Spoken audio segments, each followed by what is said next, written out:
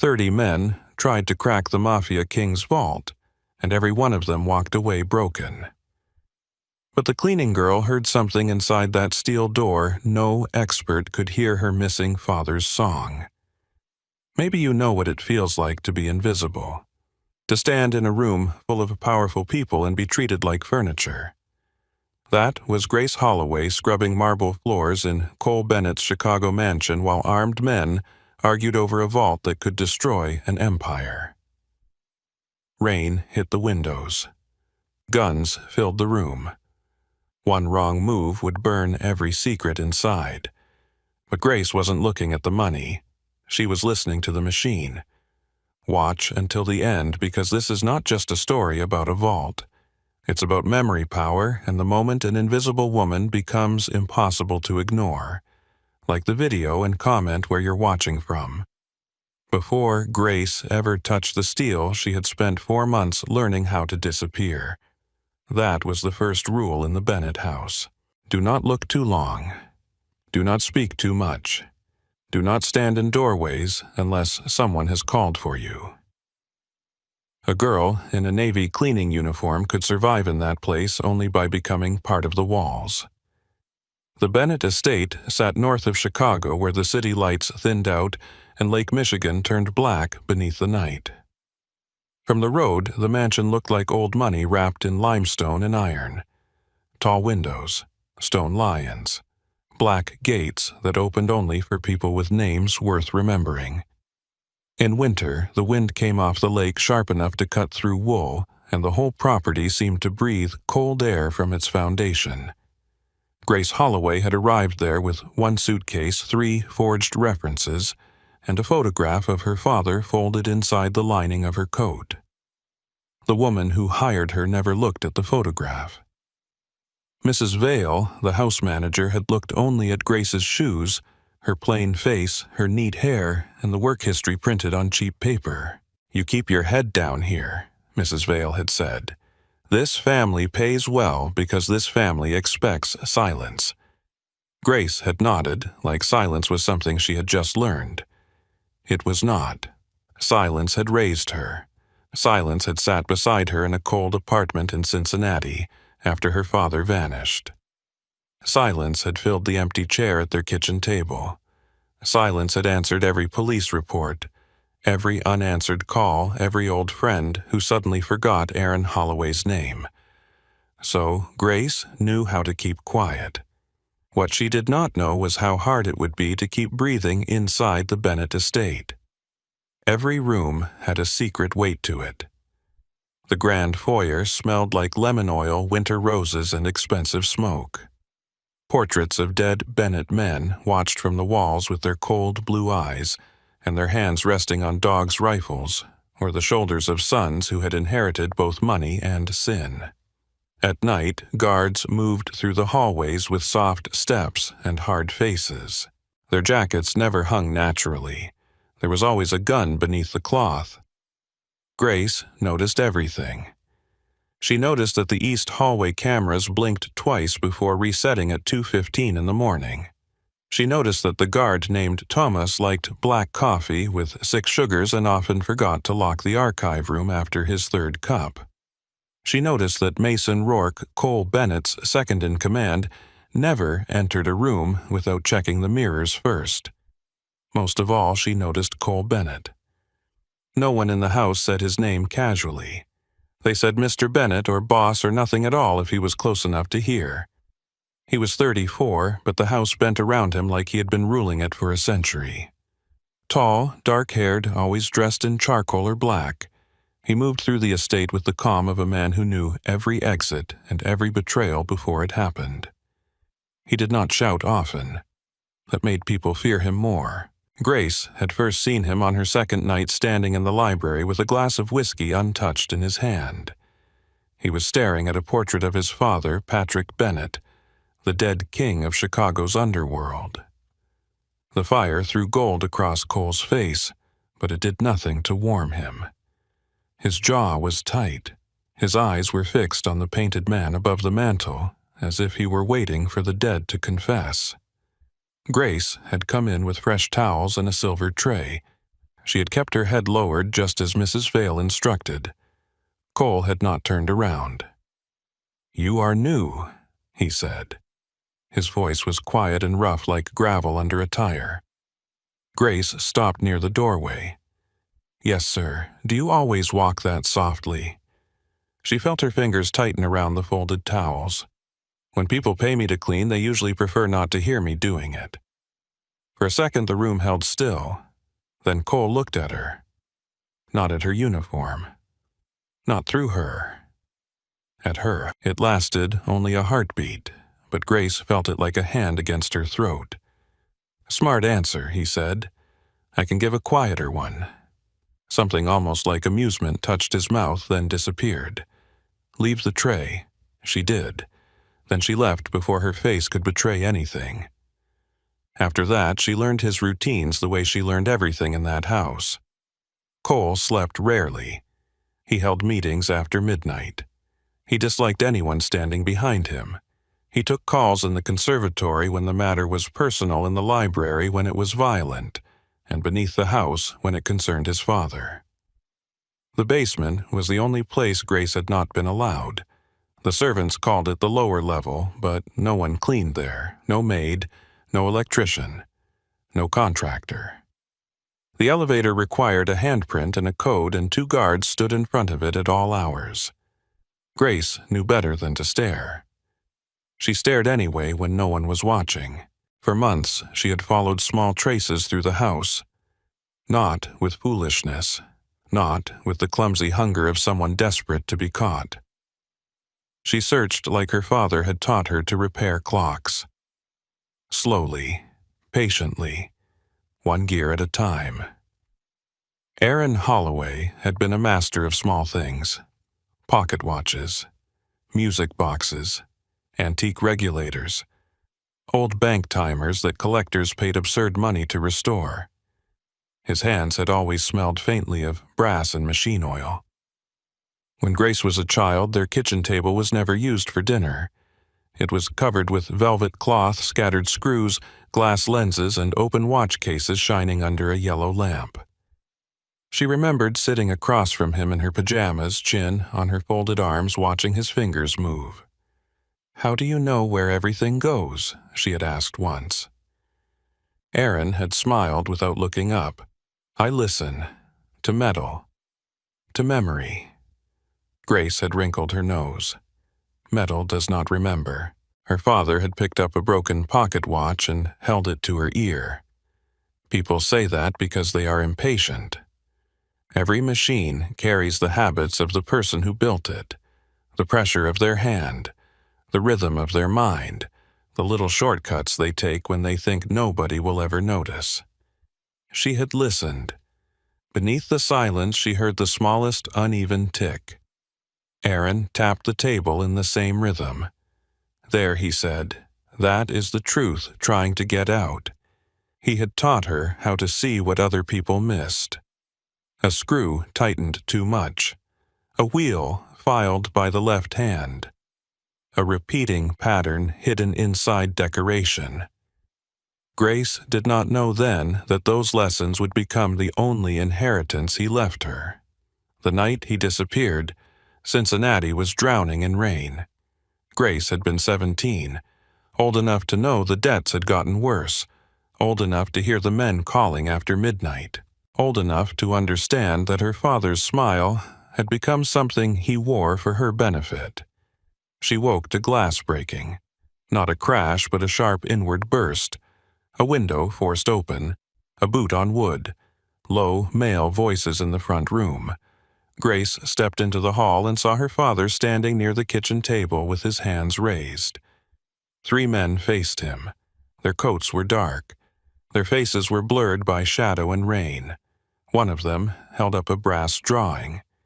It showed a saint surrounded by stars. Grace had never seen it before. Aaron saw her in the hallway. For 1 second his face broke. "Run, Grace." That was the last thing he ever said to her. One of the men turned. Aaron lunged at him. A chair fell. The lamp hit the floor. Darkness swallowed the room. Grace ran because her father had told her to, and because obedience was the only gift she could give him while he was buying her seconds with his body. By morning, Aaron Holloway was gone. The police called it a disappearance connected to gambling debts. The landlord called it trouble. The neighbors called it sad. Grace called it a door left open in the middle of her chest.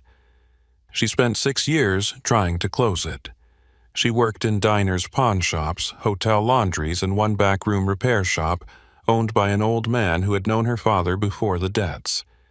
She read stolen files, followed rumors, and learned which questions made people stop talking.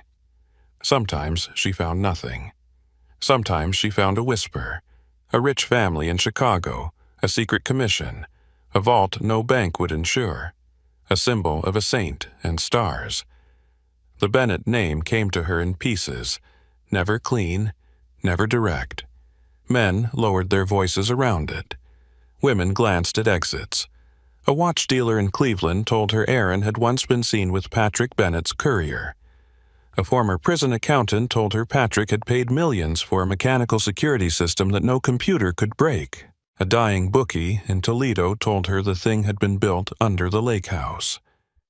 Then he had spat blood into a napkin and told her to forget her father if she wanted to keep breathing.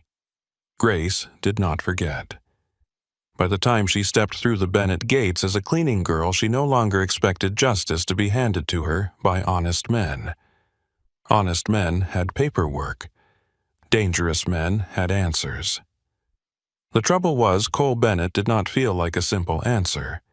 He had inherited the empire after Patrick died of a sudden stroke 3 months before Grace arrived.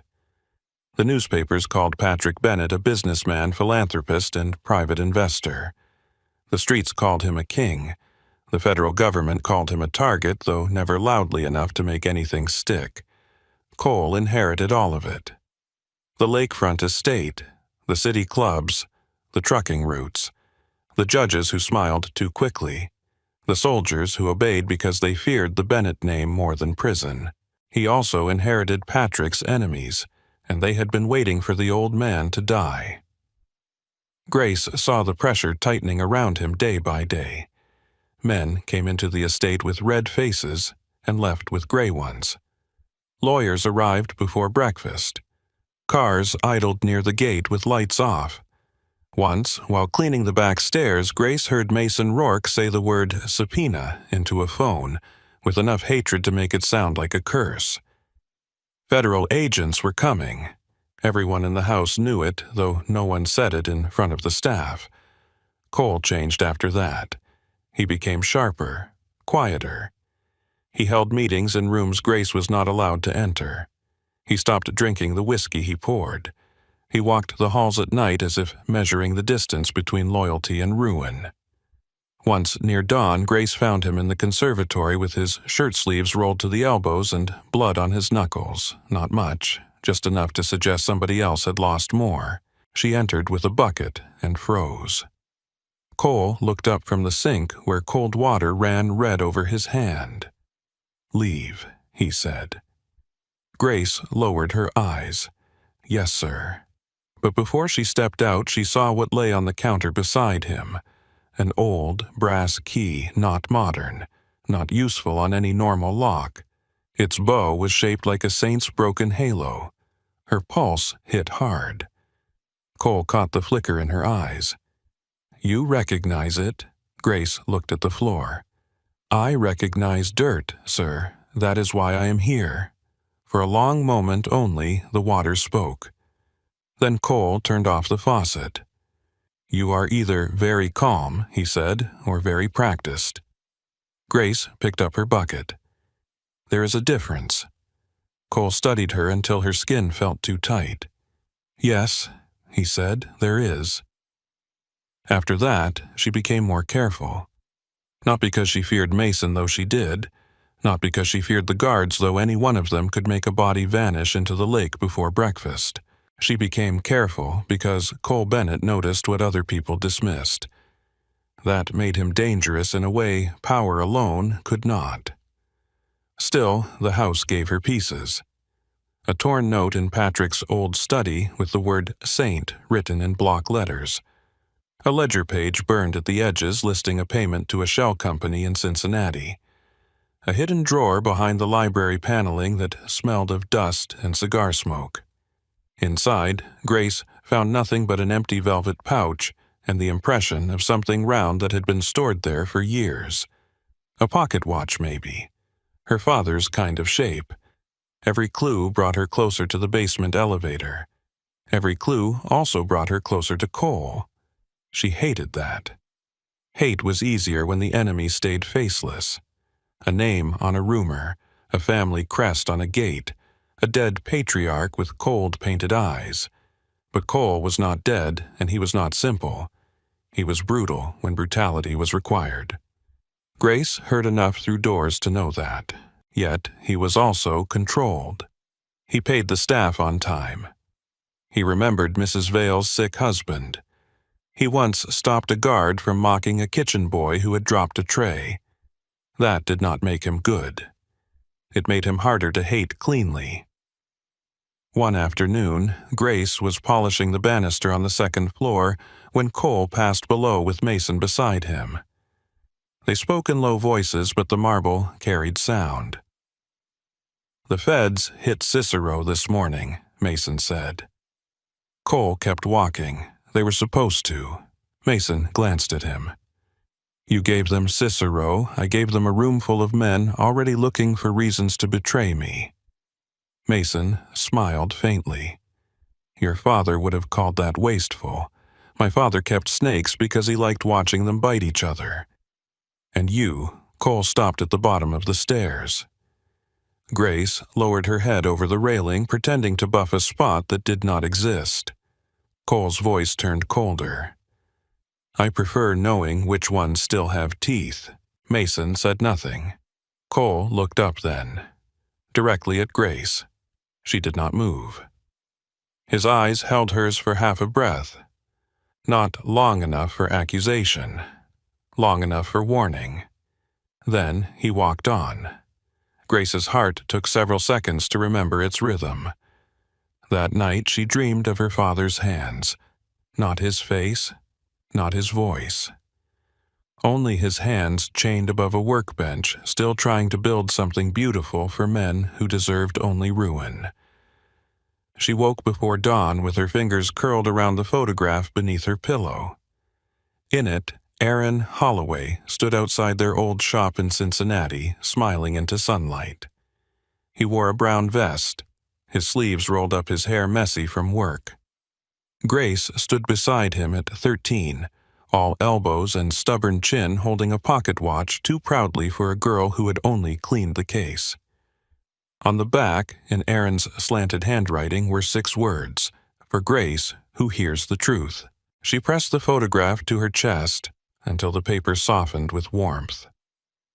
Later that morning, the estate changed.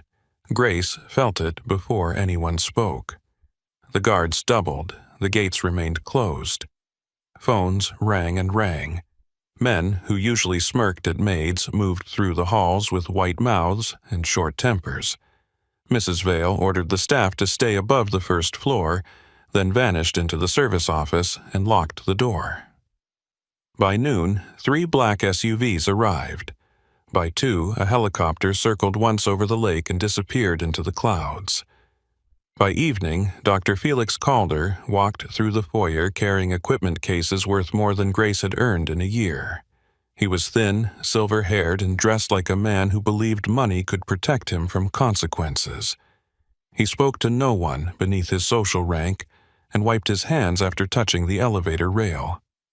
Grace watched from the laundry passage as Cole met him. "Can you open it?" Cole asked. Felix smiled. "Mr. Bennett, there are only 3 systems in the Western Hemisphere I have not defeated." And this Felix looked toward the guarded elevator. "This will make 2. Mason laughed once. Cole did not. Grace felt the house inhale. The lower elevator opened that night. Not for her. Never for her. But when powerful men panic, they become careless with invisible people. A tray of coffee was requested for the lower level. Mrs. Vale refused to send one of the younger girls. The guards were tense, and tense men made mistakes with women they thought would not complain. Grace volunteered before her own fear could stop her. Mrs. Vale looked her over. "Take the tray down. Leave it on the table. Do not look around." Grace nodded. The elevator descended slowly, humming through concrete and steel. With every floor it passed, the air grew colder. Grace kept both hands on the tray so no one would see them shake. When the doors opened, she smelled cigars, hot metal coffee, and fear. The underground room was larger than she expected. Not a basement. A bunker. Reinforced walls. Screens filled with security feeds. A long table covered with open laptops, weapon parts, and old paper files. Men stood everywhere, armed and restless. At the far end of the room was the vault. The Iron Saint. Grace nearly dropped the tray. For 6 years the symbol had lived in her memory like a wound. Now it stood before her in black steel and brass, taller than a man, wide as a chapel door, carved with saints, stars, rivers, and rings of tiny mechanical markings. Her father's work covered every inch of it. Not copied, not inspired. His. Grace knew it the way a child knows the sound of footsteps in a hallway. The uneven spacing, the hidden humility of the design, the way beauty had been used to disguise function. Her throat closed so hard she had to force herself to breathe. Felix Calder stood in front of the vault with sensors attached to the outer ring.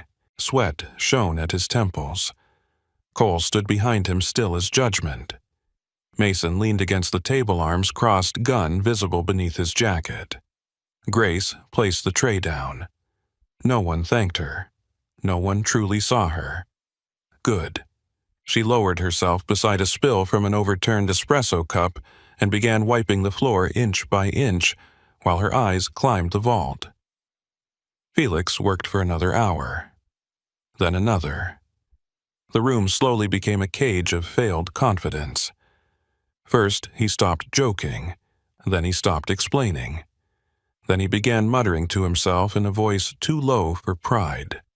At one point, the vault made a sharp internal sound. A pin dropping. Everyone froze. Felix stepped back so quickly he struck the table. Cole's voice was soft. What was that? Felix swallowed. A warning. I did not ask what mood it was in. I asked what it was. Felix removed his glasses with trembling fingers. The second internal pin. Your previous man must have dropped the first. That means there is one remaining fail point before the contents are destroyed. Mason pushed off the table. Destroyed, how Felix looked toward the vault, then at Cole. Chemical fire. Likely contained. Instantaneous. Your father did not build this to protect secrets from thieves. He built it to kill the secrets before surrendering them. The room went quiet. Cole looked at the vault for a long time. Grace saw his reflection in the brass. He did not look afraid. That would have been easier to understand. He looked wounded, like the dead man inside the walls had reached out and struck him. My father, Cole, said always did enjoy a final word. Felix packed his equipment with clumsy hands. Cole turned his head. Where are you going? Felix froze. I cannot open it. Cole walked toward him. The men around the room seemed to shrink without moving. I brought you here because you told me no machine alive could keep you out. Felix's mouth worked twice before sound came. This machine is not alive. That is the problem. Cole stopped inches from him. The drives inside that vault keep federal prosecutors from turning my family into a museum exhibit. They keep half this city from pretending they never shook my father's hand. They keep my enemies from carving up everything I own before sunrise. Felix looked almost sick. Then I suggest you pray, Mr. Bennett. For a second, no one breathed. Then Cole smiled. It was not warmth. It was the thin, bright edge of a blade. I stopped praying when I realized God had excellent taste in silence. Felix said nothing. Cole turned to Mason. Bring the cutters. Mason's face changed. Boss, now. If Calder is right, heat could trigger the chemicals. Cole's eyes stayed on the vault. If we do nothing, the feds take what is inside. If we cut it and it burns, at least my father does not get the satisfaction of watching me beg a door. Grace's fingers went numb around the cleaning cloth. The guards moved. One opened a steel cabinet. Another rolled out a heavy cutting rig with hoses and a black torch head. The air filled with the bitter smell of fuel. Grace looked at the Iron Saint. The saint's face stared back from the center of the door, calm beneath a crown of broken brass light. Around him, the star ring sat slightly misaligned. Not by mistake. Never by mistake. Then she heard it. Beneath the voices. Beneath the equipment. Beneath the old house and the rain outside and the blood moving too loudly in her ears. A rhythm inside the steel. 3 beats, pause, 2 beats, pause, 1. Her father used to tap that rhythm when he was thinking. Grace's vision blurred. For one terrible second, she was 17 again, standing in a dark hallway while her father turned toward her with fear in his eyes. Run, Grace. But she was not 17 anymore, and she had run far enough. Cole lifted one hand, signaling the cutter forward. Grace stood. The room did not notice at first. Invisible people had to make noise to become real, so she spoke. Don't cut it. Her voice was not loud. It did not need to be. The word moved through the room like a match dropped in gasoline. The cutter stopped. Mason turned first, then the guards. Then Felix, pale and stunned. Cole Bennett turned last. His eyes found her standing beside the spilled coffee, a cleaning cloth in one hand, her heart climbing out of her chest. What did you say? Grace looked past him to the vault her father had left behind. I said, don't cut it. If you break the outer seal, the pressure shift will shatter the chemical vials before the blade reaches the second plate. No one moved. Cole took one step toward her. The room seemed to darken around him. And how would a cleaning girl know that Grace's mouth went dry? Because my father built it. Because I have been looking for this door for 6 years. Because every powerful man in this room missed the one thing grief taught me to hear. She said none of that. Not yet. She tightened her grip on the cloth and lifted her chin. Because whoever built that vault did not design it to be forced open. Cole came close enough that she could see the exhaustion beneath his control and the storm waiting behind his eyes. Then what did he design it for? Grace listened to the hidden rhythm again, and this time she did not look away. He designed it to be remembered. Cole Bennett stared at her as if the marble floor had opened and handed him a ghost. For a moment, no one in the underground room seemed willing to breathe. The cutting torch waited in the hands of one of Cole's men, its black nozzle aimed toward the vault like the mouth of a weapon. Fuel hissed softly through the hose. The monitors on the wall flickered with silent images of the estate grounds, rain sliding over cameras, guards moving behind iron gates. The world above still pretending the house was just a mansion. Grace stood near the spilled coffee with her cleaning cloth clenched in one hand. She could feel every gun in the room. She could feel Mason Rourke's suspicion like a knife pressed between her shoulder blades. Cole took another step toward her. He did not hurry. Men like him never had to. The room moved according to his silence. Even the torch man lowered the nozzle a little when Cole passed him. You have 10 seconds, Cole said. Use them carefully. Grace forced herself not to look at the guards. If she looked at the guns, her body would remember fear before her mind could hold it back. The outer seal is not just protection, she said. It is part of the lock. If you cut through it, the pressure inside changes too fast. Those chemical vials the consultant mentioned are probably mounted behind the second plate. They are not triggered by heat first. They are triggered by collapse. Felix Calder stared at her with his lips parted offense fighting with terror across his narrow face. "That is speculation," he said. Grace turned her eyes to him. "No. Your sensor wires are placed on the wrong ring." His face darkened. "I beg your pardon, you were listening to the decorative brass. The live mechanism is behind the saints. You thought the ticking came from a timing chamber, but it is moving through pressure channels." Felix took a step toward her, then seemed to remember whose room he was in. "You are a maid." Grace swallowed. Her throat felt raw.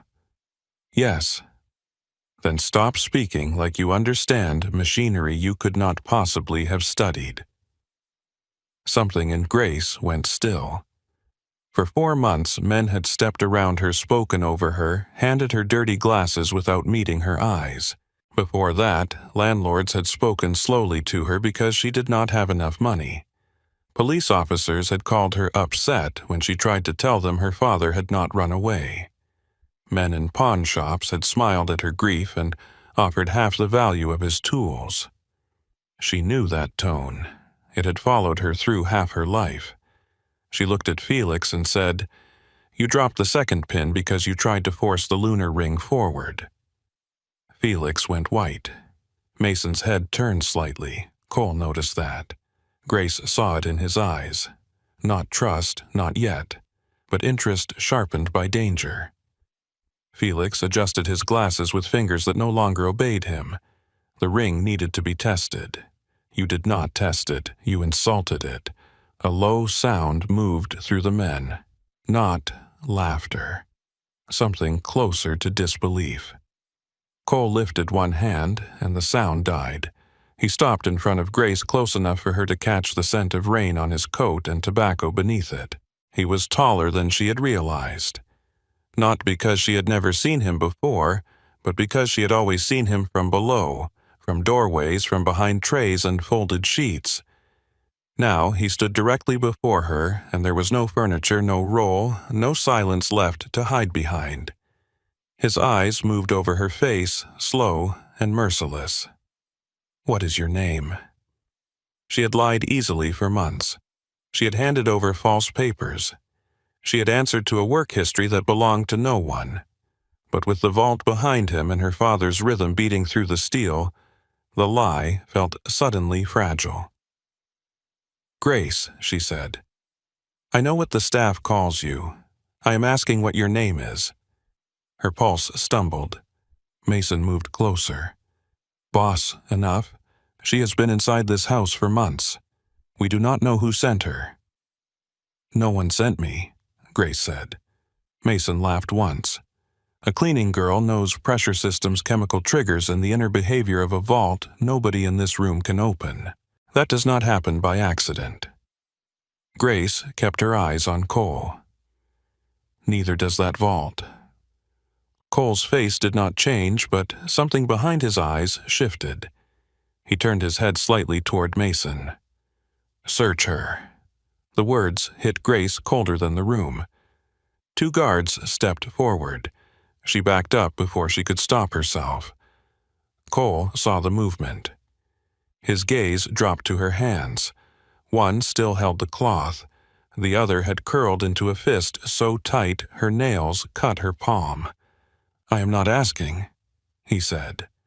Grace looked at the guards, then at Mason. If they found the photograph sewn into the lining of her coat upstairs, if they searched her room, if they connected Aaron Holloway to the symbol on the vault before she was ready, everything would close around her. But she had already stepped out of shadow. There was no returning to it clean. One guard took her cloth. Another checked her pockets. Grace stood rigid as rough hands moved over the seams of her uniform, her sleeves, her waist, her shoes. Shame burned up her neck, but she refused to lower her eyes. When the guard was done, he looked at Cole. Nothing. Mason was not satisfied. Room search. Grace's breath caught. Cole heard it. His eyes returned to her. "What will we find?" Grace did not answer. Mason stepped in front of her, his broad body blocking the vault. "What will we find?" he repeated. The question was a threat with teeth. Grace looked at him, then at the hand resting near his holster. You will find a cot, 2 uniforms, a cracked mug, and a woman who learned early not to keep anything important where men like you can touch it. Mason's face hardened. His hand shot out and closed around her wrist. Pain snapped through her arm. Grace flinched, but she did not cry out. Cole's voice cut through the room. "Let go." Mason did not release her at once. That half-second told Grace more about the house than any overheard conversation. Mason loved Cole, perhaps, obeyed him certainly, but he was not afraid of pushing him when fear made him reckless. Cole turned fully toward him. "I said, let go." Mason released Grace. The skin beneath his fingers throbbed hot. Grace curled her hand against her chest, then forced herself to lower it. She would not stand there holding herself like a wounded thing. Cole looked at the red marks forming around her wrist. For the first time since she had spoken, anger touched his face in a way that did not seem meant for her. Then it vanished. "Tell me what he did wrong," Cole said. Grace blinked. Cole tipped his chin toward Felix. "Calder, tell me why 30 men failed." Felix made a strangled sound. Cole did not look at him. Grace turned toward the vault. The Iron Saint seemed larger now that every eye in the room waited for her to either save herself or condemn herself. Its black steel surface drank the light. The brass saints glowed dully beneath the lamps, each one carved with a bowed head and hands that did not quite match prayer. Around them, the star ring sat in quiet complexity, and beneath that, almost invisible, unless one knew to look, ran the marks her father had loved. Not numbers, not letters. A language of intervals and pressure. They failed because they came here to conquer it, she said. Cole's voice came from just behind her. And you would do what Grace stepped closer to the vault. Ask it to open. Mason muttered something under his breath.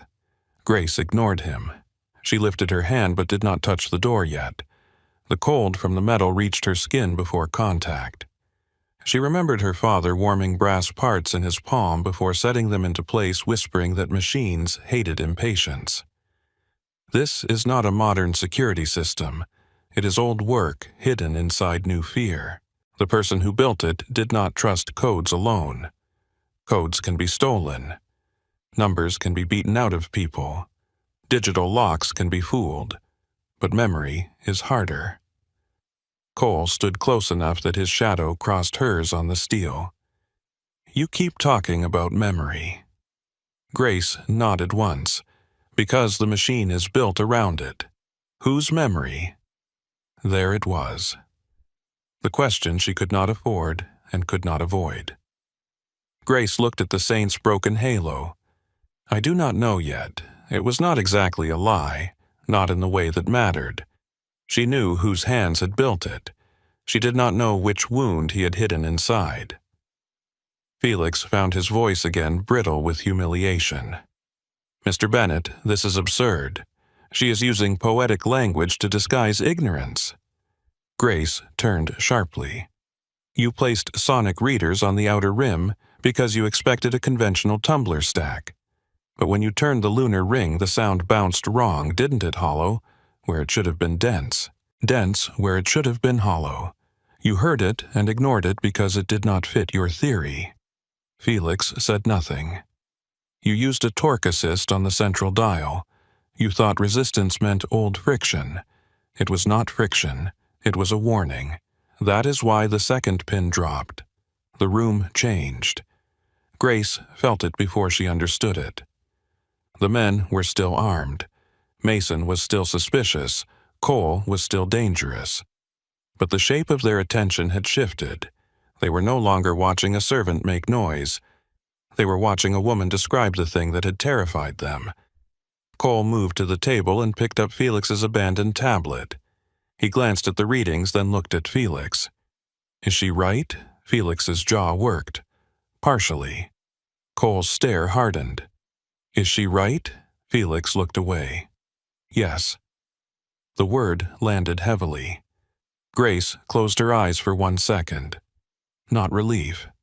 There was no room for that yet. Cole set the tablet down. How long do you need? Grace opened her eyes. To know if I can open it? To open it. Her mouth went dry. You think I can? I think you know more than anyone else in this room. He stepped closer again. That makes you useful or lethal. I have not decided which. Grace met his gaze. Useful keeps breathing longer. Usually. There was no smile in his voice. Mason moved to Cole's side. She could be walking us into the third pin. Grace turned on him. If I wanted the vault to burn, I would have stayed on the floor and let you cut it. Mason leaned in. Or you stopped us because whatever is inside matters to whoever owns you. No one owns me. The words came out too fast, too sharp. Cole heard that too. His eyes narrowed slightly, not with suspicion alone this time. With recognition. He knew what a wound sounded like when it spoke before a thought could dress it. No, he said quietly. Grace looked away first. That small loss made her furious. Cole turned toward the guards. Clear the noise. Mason frowned. Boss, radio's off, phone's out. Nobody moves unless I tell them. The men hesitated only for a breath. Then radios clicked silent. Phones were placed on the table. Boots shifted once, then stopped. The room tightened into stillness. Grace heard the vault more clearly. 3 beats. Pause. 2. Pause. 1. Not steady enough to be a clock. Too deliberate to be damage. Her father had called those rhythms fingerprints. Cole stood near her left shoulder. You said the live mechanism is behind the Saints. Yes. Then start there. Grace looked at him. If I start and I am wrong, the 3rd pin could drop. I know. You need to understand what that means. I understand losing everything. No, Grace said, and her voice softened despite herself. I mean, you need to understand that I might not be able to stop it once it begins. Cole's face was close now, lit by the cold white lamps and the brass reflection from the vault. He looked exhausted in a way only power could make a person exhausted. Not weak. Never that. But stretched thin over too much inheritance, too many enemies, too many dead hands still gripping his life. My father built this room under my feet and never gave me the key, he said. The federal government is at my gate. Half my allies are waiting to see if I bleed. My enemies are probably drinking to my funeral already. His gaze did not leave hers. So begin. Grace looked at his hands. They were still. No tremor, no wasted movement. She wondered if a man like Cole Bennett had ever been allowed to be afraid in a way anyone could see. Then she turned back to the vault. I need everyone behind me. Mason snorted. You do not give orders here. Cole said, she does now. Mason looked at him stunned. Grace did not let herself react. If she reacted, the fragile authority Cole had given her would become visible as borrowed power, and borrowed power could be taken back. Behind me, she repeated. The men shifted away from the vault. Grace stepped forward until her shoes nearly touched the base.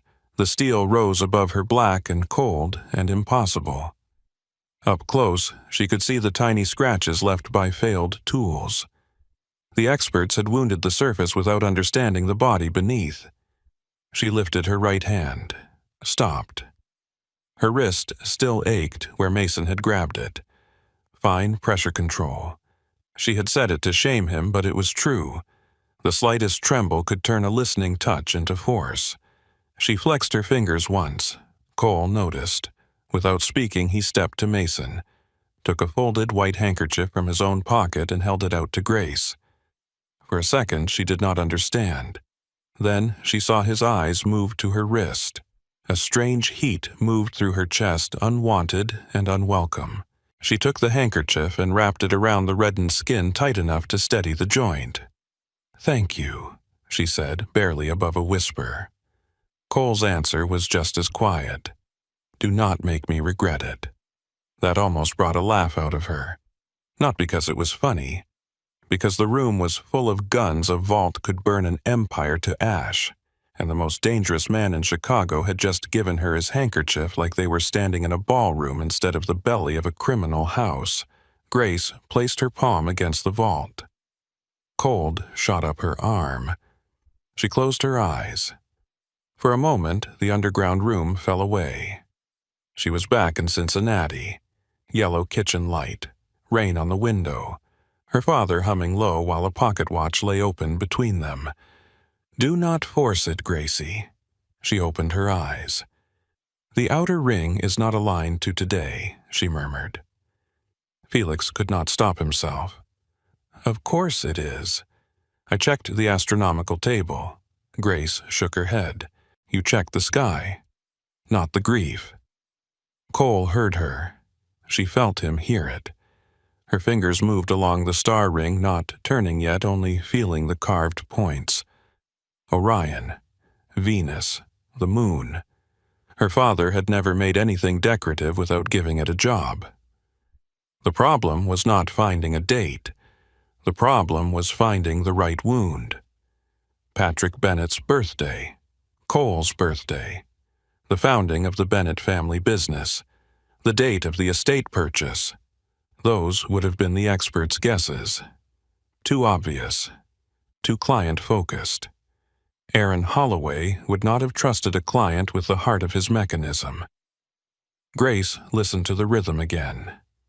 3, 2, 1. The night they took him. Her breath caught.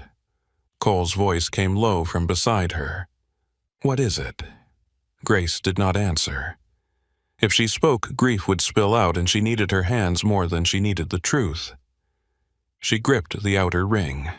It was heavy, so heavy that for one terrible second she thought it would not move for her. Then she shifted pressure downward, instead of sideways, just as her father had taught her when a mechanism wanted humility before motion. The ring gave. A deep mechanical click rolled through the vault. Every gun lifted. Grace froze. The sound continued traveling inward through layers of steel. Not the sharp, fatal drop of a pin, something wider, older. A breath moving through a sleeping body. Mason whispered Jesus. Cole did not whisper anything. Grace turned the ring slowly, not to the current sky, not to Patrick Bennett's secrets, to a winter night in Cincinnati 6 years ago when rain had covered the windows and a girl had learned that a house could become empty between one heartbeat and the next. The final star slid into place. A soft hiss escaped from behind the saints. The lights above the vault flickered once. Felix backed away so fast his hip struck the table. "That is the vacuum seal," he said, stunned. Grace kept her hand on the ring. "No, that is the first apology." Cole looked at her, then truly looked, and the force of it almost broke her concentration. There was no pity in his face. Grace would have hated pity. There was shocked suspicion and something darker, something that recognized the shape of loss even before it knew its name. The vault ticked again. 3 beats. Pause. 2. Pause. 1. Grace lowered her other hand to the saint carved at the center of the door. The brass was warmer than the steel.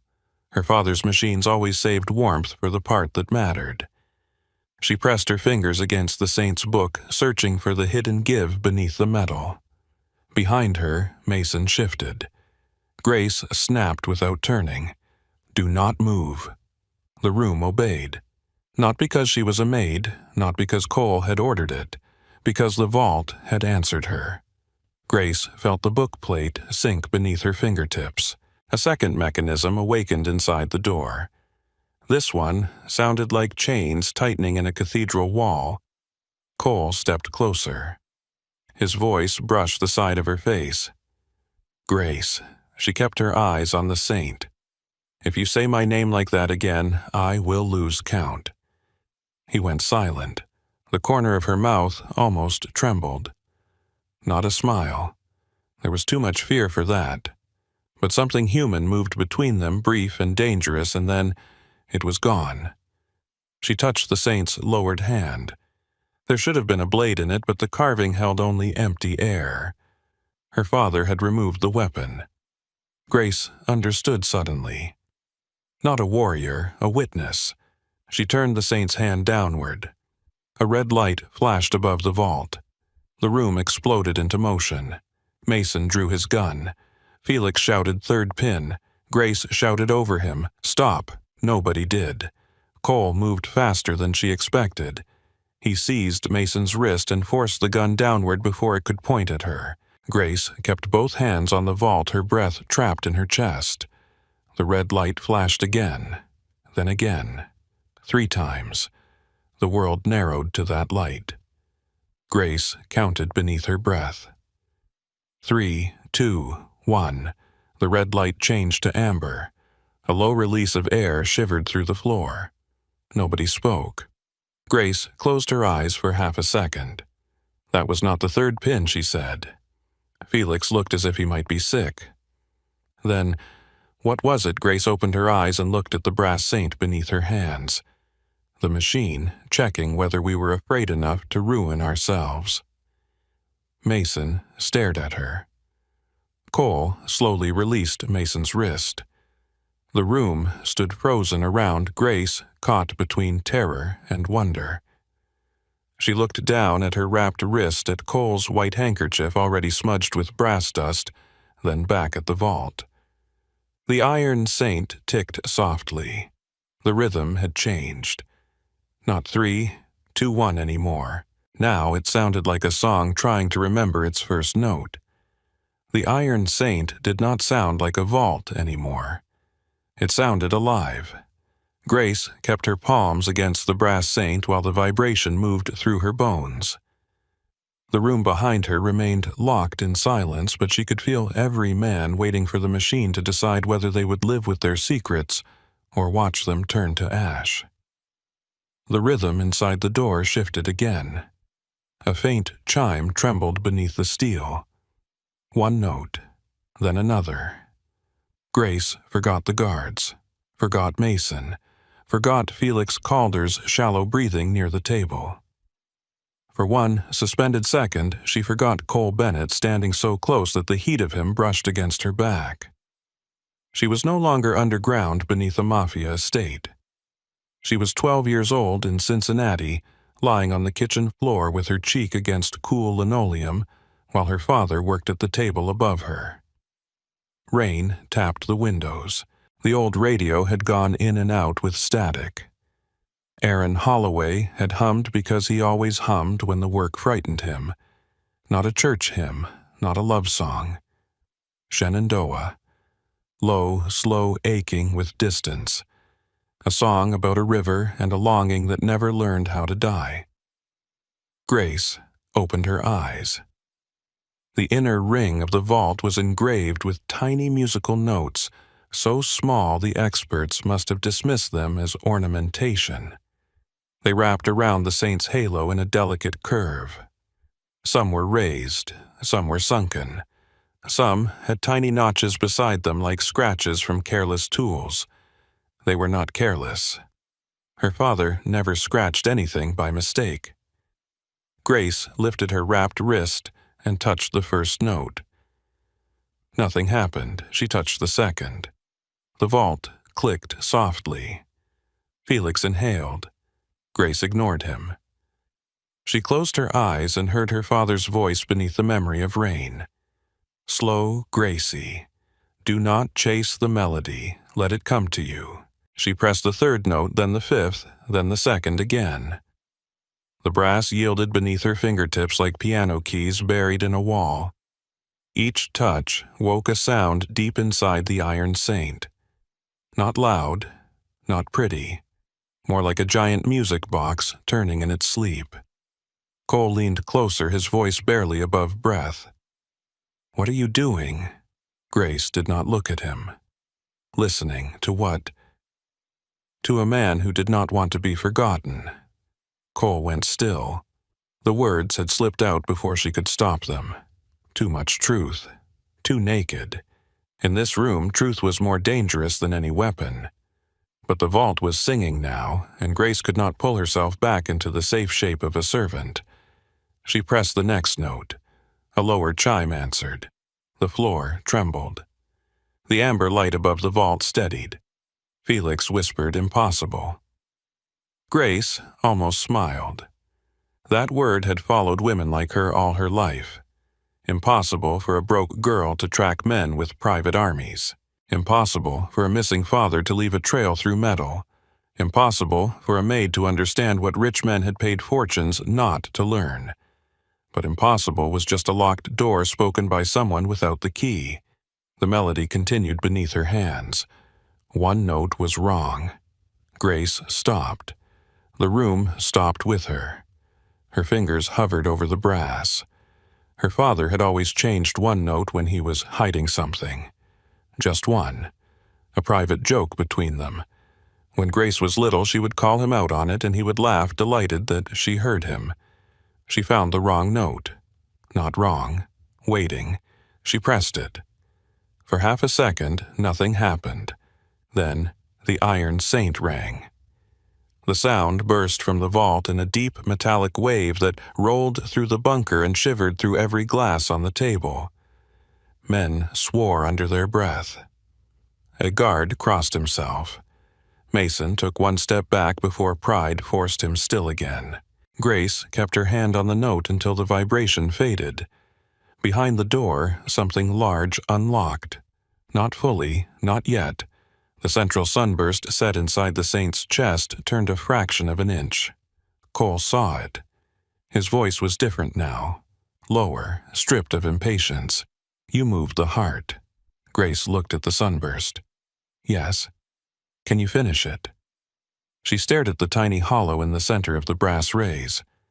I think so. Cole's eyes sharpened at the word think, but he said nothing. Grace appreciated that more than she wanted to. She leaned closer to the vault. The sunburst was beautiful, almost painfully so. Dozens of thin brass rays spread out from the center, each engraved with marks too fine for ordinary eyes. The experts had scratched 2 of the rays trying to pry them up. Grace felt anger flare in her chest, hot and personal, as if they had cut her father's skin. She ran her thumb over the scratches. You deserved better, she whispered. Mason heard her. For God's sake, he muttered. She's talking to it now. Cole answered without turning. Then be quiet enough to let it answer. Mason's mouth shut. Grace touched each brass ray, counting by feel. Some were warm. Some were cold. One pulsed faintly beneath her thumb. The pulse was not mechanical. It matched nothing in the machine. It matched her. Her breath shortened. The indentation at the center was not a keyhole. It was too shallow and too smooth. No blade would fit. No tool would hold.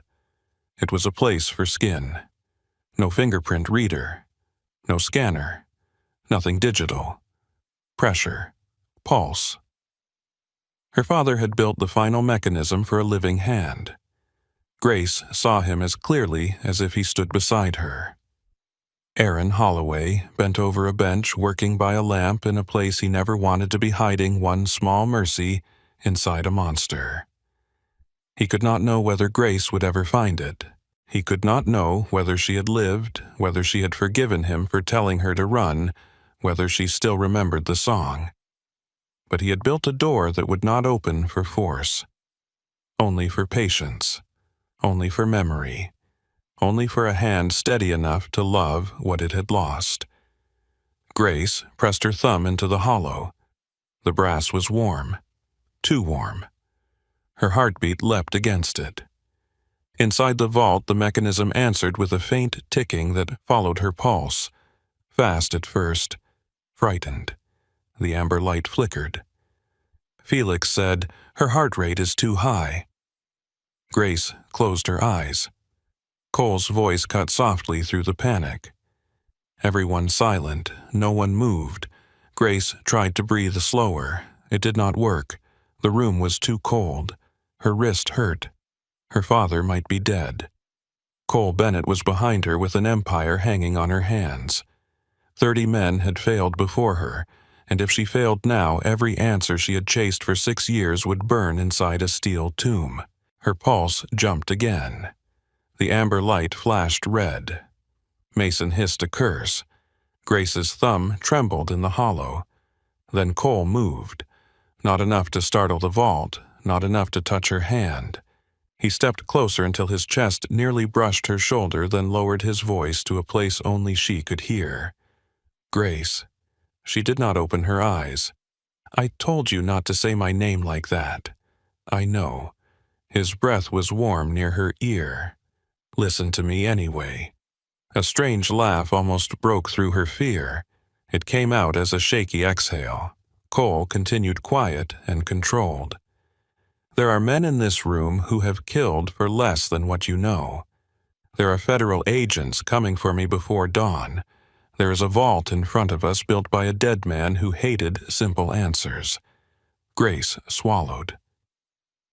Is this supposed to calm me? No. His voice softened by a shade. It is supposed to remind you that you are already standing in the worst of it. Her breathing caught, and you are still standing. The red light flickered. Grace focused on the sound of his voice because it was steadier than the room, steadier than her fear. She did not trust him. She could not. But in that moment, he gave her something no one had offered since her father disappeared. Not pity.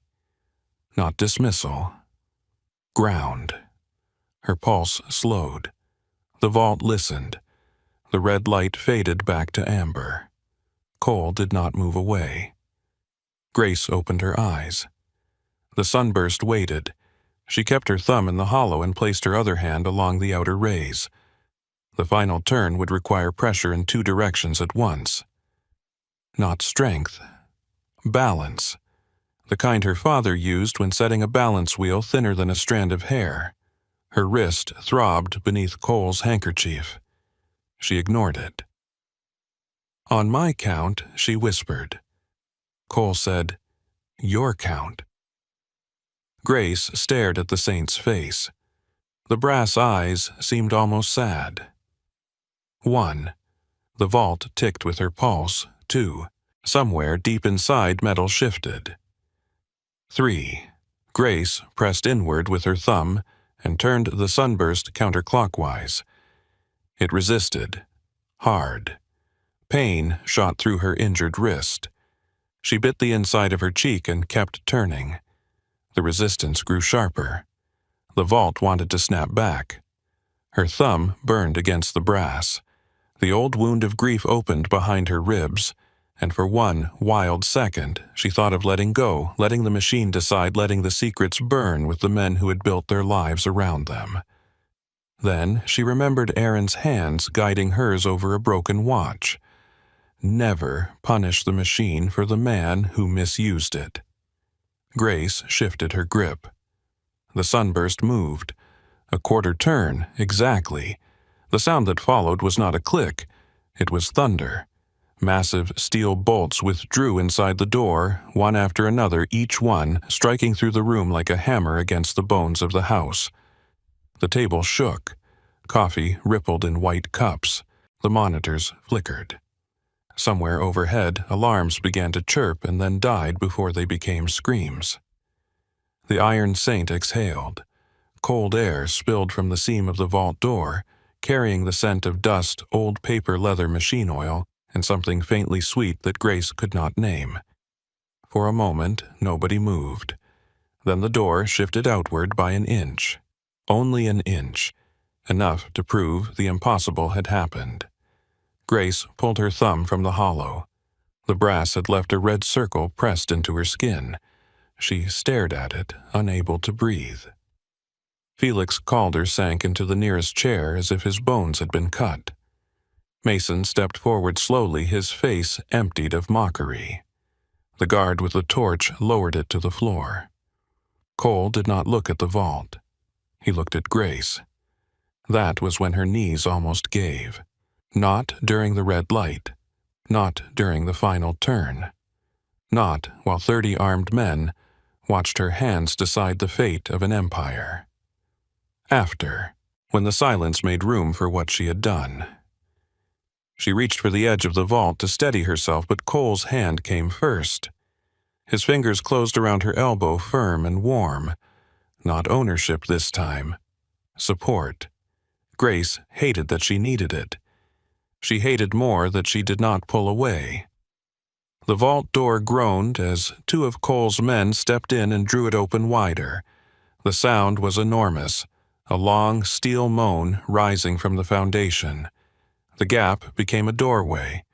The darkness inside gave way to shelves, rows of black drives, leather-bound ledgers, bundles of documents sealed in wax, old photographs, stacks of bearer bonds wrapped in yellowing paper. The private skeleton of the Bennett Empire lay neatly arranged behind a door no living expert had been able to open. Mason recovered first. "Secure it," he barked, though his voice lacked its earlier certainty. Men rushed forward with black cases. The room broke into motion around Grace, but it felt distant, as if she stood underwater. She watched them remove files that could destroy judges, senators, companies' families. Secrets wrapped in leather and plastic. Lives reduced to proof. This was what Patrick Bennett had protected. This was what Cole had nearly burned. This was what her father had been forced to build. Grace stepped toward the open vault. Cole's hand tightened slightly at her elbow. "Careful." She looked at him. "There may be something of mine in there." His eyes narrowed, but he released her. Grace entered the Iron Saint. The air inside was colder than the room outside. Her shoes touched a steel floor polished smooth as black ice. The interior walls were lined with tiny brass channels, all feeding toward the door, all part of the mechanism she had awakened. Up close, she could see the beauty hidden behind the threat. No wasted motion, no careless join. Even imprisoned by crime, her father had made something magnificent. Her throat burned. She moved past the ledgers, past the drives, past the money. Then she saw it. A small brass mark scratched into the underside of the second shelf. 3 beats. 2, 1. Beside it, barely visible, were 2 letters. G.H. Grace lifted a shaking hand to her mouth. Cole entered behind her. He followed her gaze to the mark. What is that? Grace could not answer. Her father had been here. Not just in the design, not just in the song.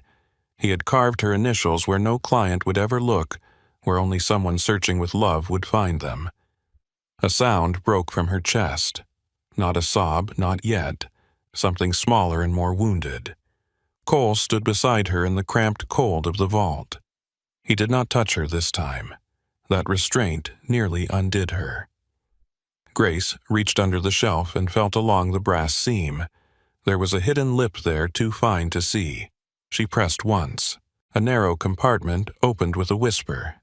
Inside lay a sealed envelope, browned at the edges. On the front, in Aaron Holloway's handwriting, were 2 words. For Grace. The room outside continued moving. Men called numbers. Cases snapped shut. Mason gave orders. Felix sat broken in his chair. But inside the vault, everything became still. Grace took the envelope. Her fingers traced the letters. For 6 years she had imagined finding a body a confession, a name carved into a ledger. She had prepared herself for proof of death, for proof of betrayal, for something ugly enough to match the hole he had left behind. She had not prepared herself for her father's handwriting. Cole saw her face. His voice came low. Grace.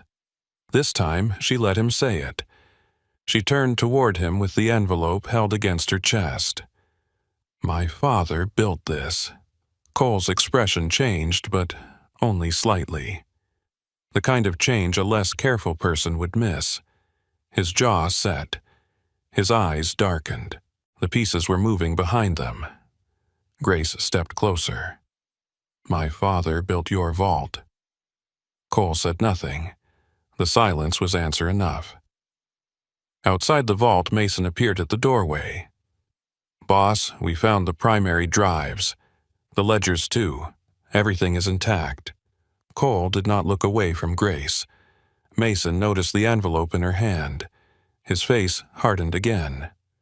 "What is that?" Grace held it tighter. Cole turned his head just enough to stop Mason with a look.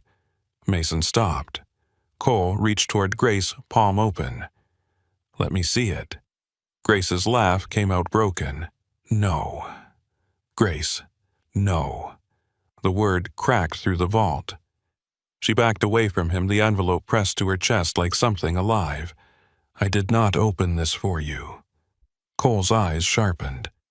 "You opened it in my house inside my father's vault while my enemies are moving against me and federal agents are on the road.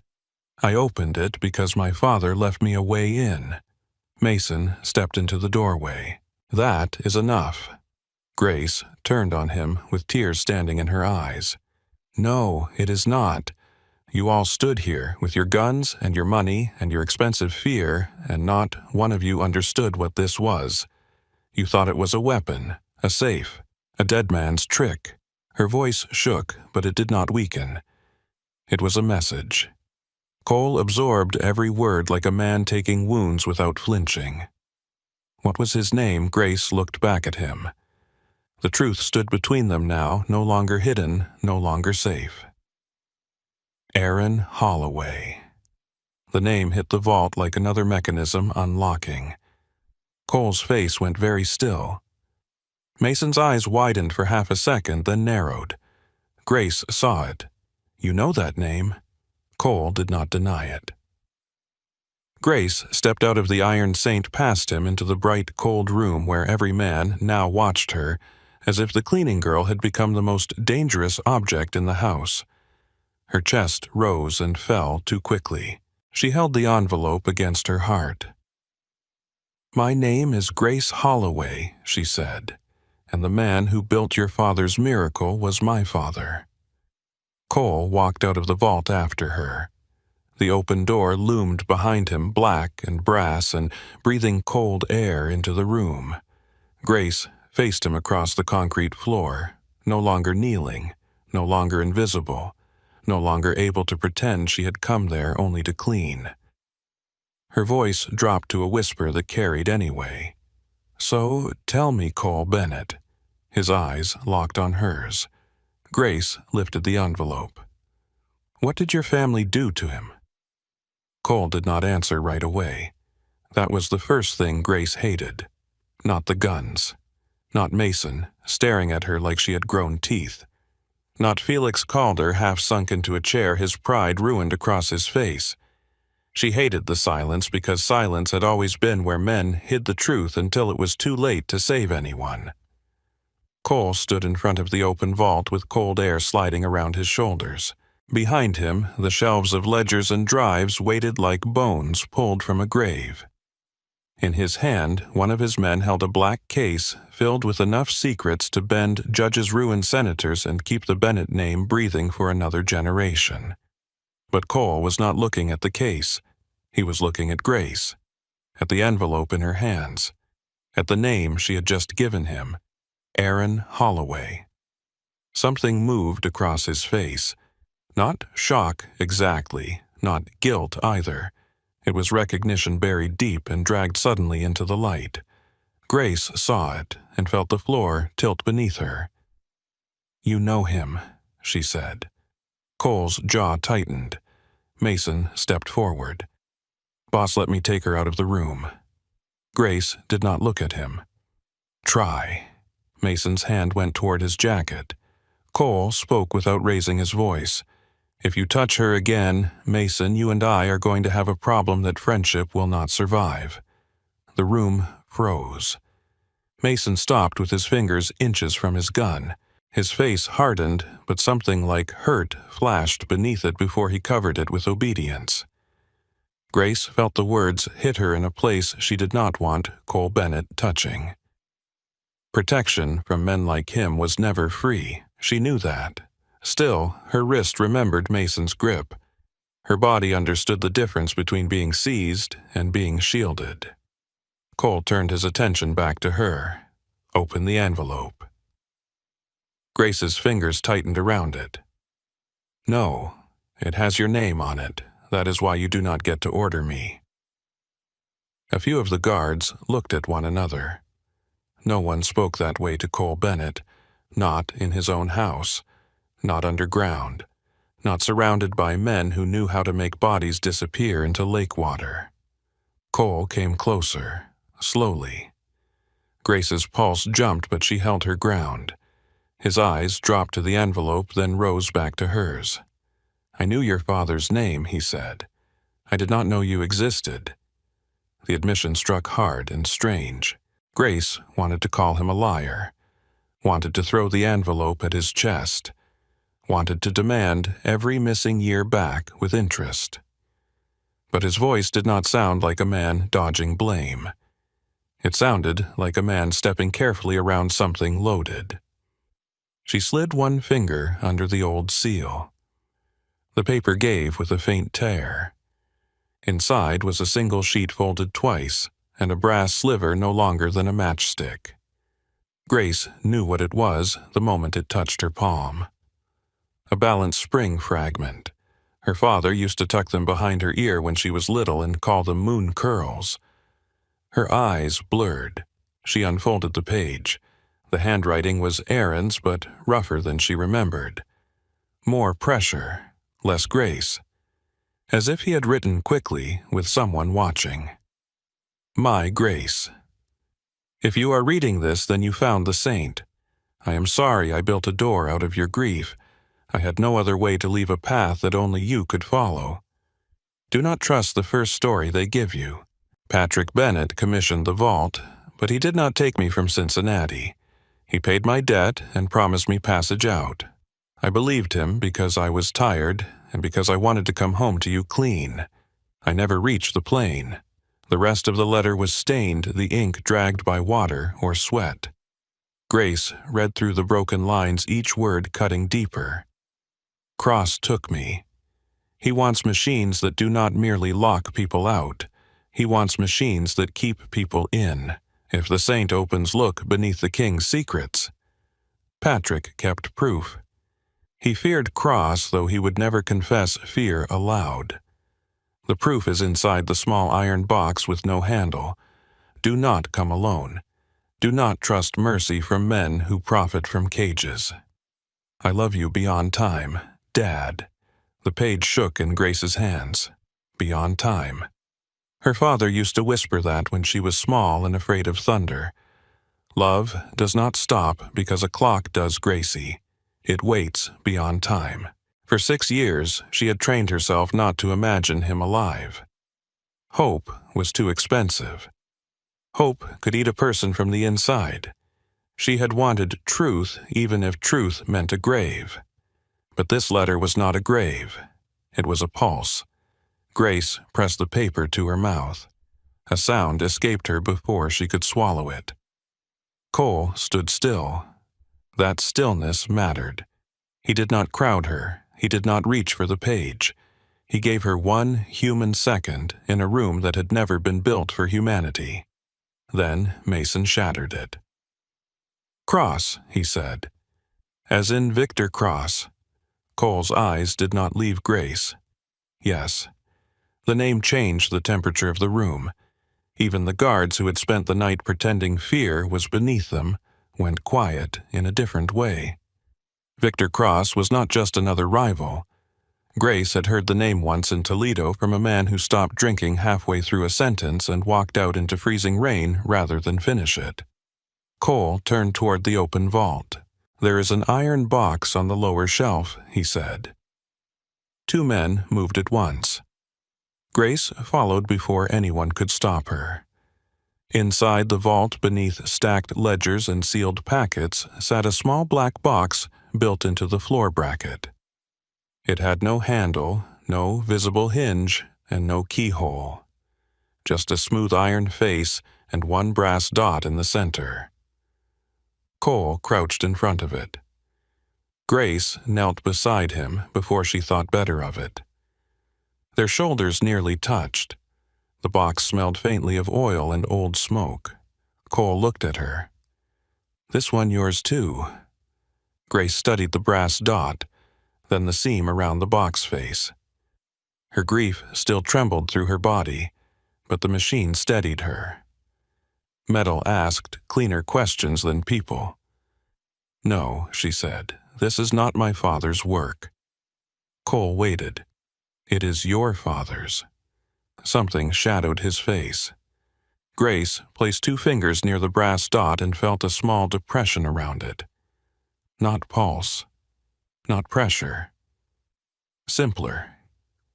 Cruder, a man who did not like being asked twice, she murmured. Cole's mouth almost moved. "That sounds like Patrick." Grace held out her hand. "Your ring." Cole looked down at the heavy signet ring on his right hand.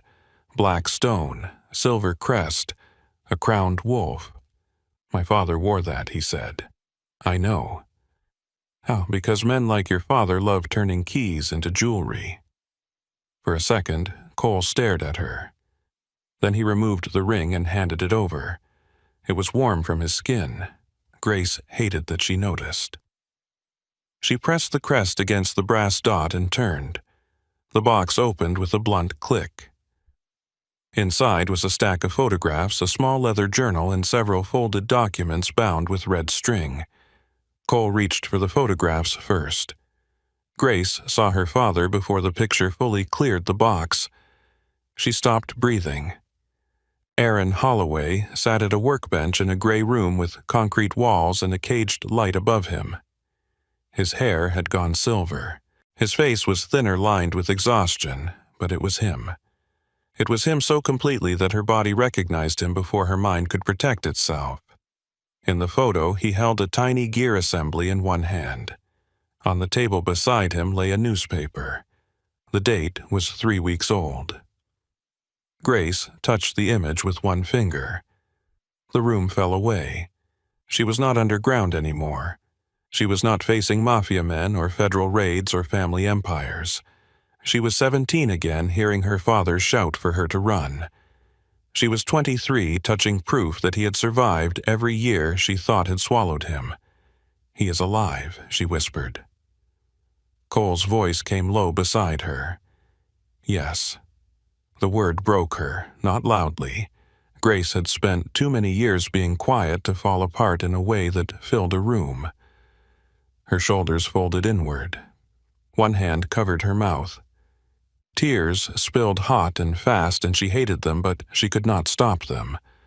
Cole reached toward her, then stopped before touching her. That restraint hurt worse than a hand might have. Grace looked at him through tears. Where Cole's face hardened, not at her, but at the answer. "We never had the exact location. You had this photo. The photo came through one of my father's channels before he died. No address, no source, just proof. Proof he kept from me. Patrick Bennett kept things from everyone." "That is not an answer, no," Cole said. "It is the only honest part of one." Grace stood so quickly the photograph nearly slipped from her hand. "You expect me to believe your father was innocent?" Cole rose with her. "No." "Good. Patrick commissioned the Iron Saint. He brought Aaron Holloway into our world. That alone makes him guilty of something." Grace stared at him. Cole did not flinch, but he did not take him from Cincinnati. He did not hold him for 6 years. Victor Cross did. Mason came closer, voice grim. Cross hit a Bennett transport 6 years ago.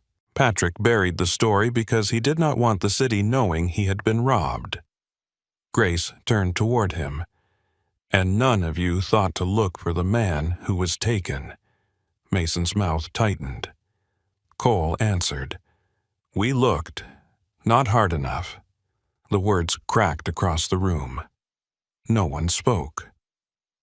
Grace held the photograph to her chest beside the letter. "You all looked for a stolen asset. I was looking for my father." Cole took the hit without defending himself. That made her angrier. She wanted him cruel. Cruel would have been easier. Cruel would have given her somewhere clean to put 6 years of rage. Instead, Cole Bennett stood in front of her with his father's sins behind him and did not ask to be absolved. He picked up the leather journal from the box. This was with the photos. Grace recognized the leather before he opened it.